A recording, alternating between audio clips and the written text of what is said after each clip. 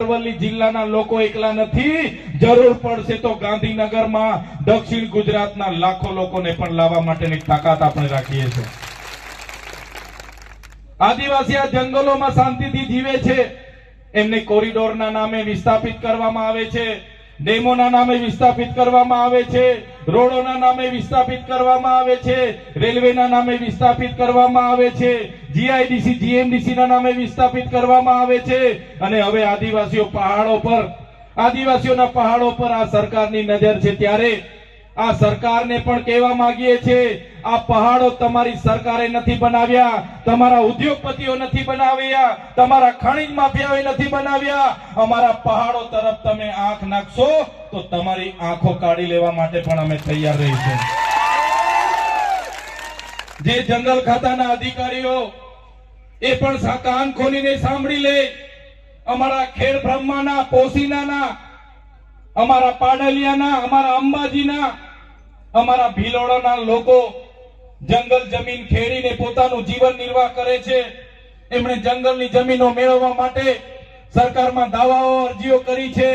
10-10, 15-15 વર્ષથી આ જંગલ ખાતાના લોકોએ એમને દાવા, અરજીઓ મંજૂર નથી કરી, સનતો આજ દિન સુધી આપી નથી। અને અમારા લોકો જ્યારે પાક વાવણી કરે ત્યારે પહોંચી જઈને વાવેતરના નામે, વનીકરણના નામે અમારી બહેનોના ઘરો તોડવામાં આવે છે, અમારા લોકોના કુવાઓ પૂરવામાં આવે છે, અમારા લોકોને લાઠીચાર્જ કરવામાં આવે છે।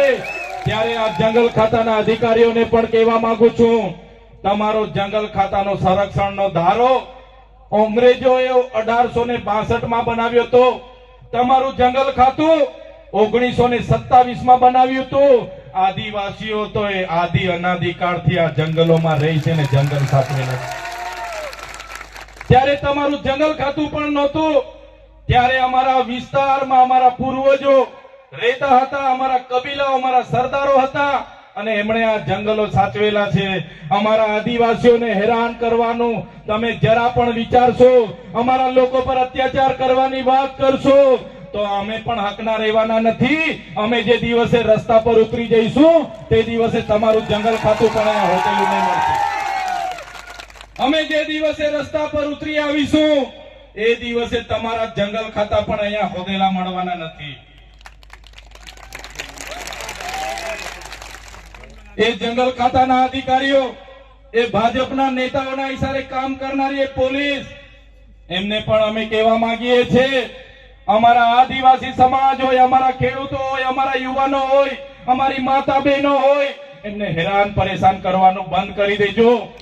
અમારા ઘરમાં મૂકેલા અમારા તીરકામઠા, અમારા ધારિયા, પાલિયા અને ભાલા અમે શણગાર માટે નથી મૂક્યા। અમારા ઘરમાં મૂકેલા ભાલા, પાલિયા અને તીરકામઠા અમે શણગાર માટે નથી મૂક્યા। જે દિવસે જરૂર પડશે ને એ દિવસે આ રોડ પર ઉતરીશું અને જે દિવસે જરૂર પડશે એ દિવસે ગાંધીનગરના રોડ પર અમે જ ઉતરીશું અને ગાંધીનગરનો રસ્તો પણ અમે પકડીશું અને અમારા લોકોની જમીનો છીનવવાની વાત કરશો, અરવલ્લી પર્વતો તોડવાની વાત કરશો, જંગલોને નાશ કરવાની વાત કરશો તો આ ગુજરાત નહીં, દિલ્હીમાં જઈને પણ નેપાળવાડી કરવી પડશે તો નેપાળવાડી પણ થશે, નેપાળવાડી પણ કરીશું।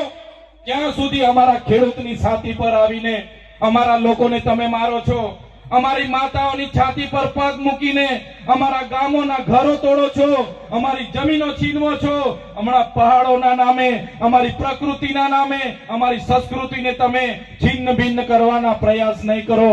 અમને આદિવાસીઓને છંછેડશો નહીં। અમે જ્યાં સુધી શાંત છે ત્યાં સુધી શાંત છે। અમે સંવિધાનમાં માનનારા છે, સંવાદમાં માનનારા છે, પણ અમારા આદિવાસીઓને છંછેડશો તે દિવસે તમારા જંગલ ખાતા ને પોલીસ ખાતા પણ અહીંયા નજરે નહીં પડે।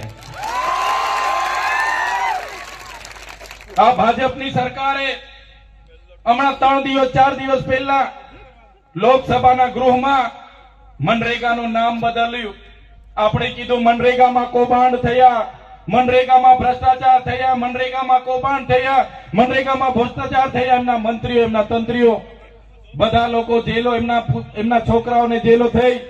ત્યારે આ ભાજપની સરકારે મનરેગાનું નામ બદલીને જીરામજી નામ રાખ્યું। આપણા વડીલો બધા કહેતા હતા કે રામજી ભગવાન તો બધાના હૈયે વસે છે.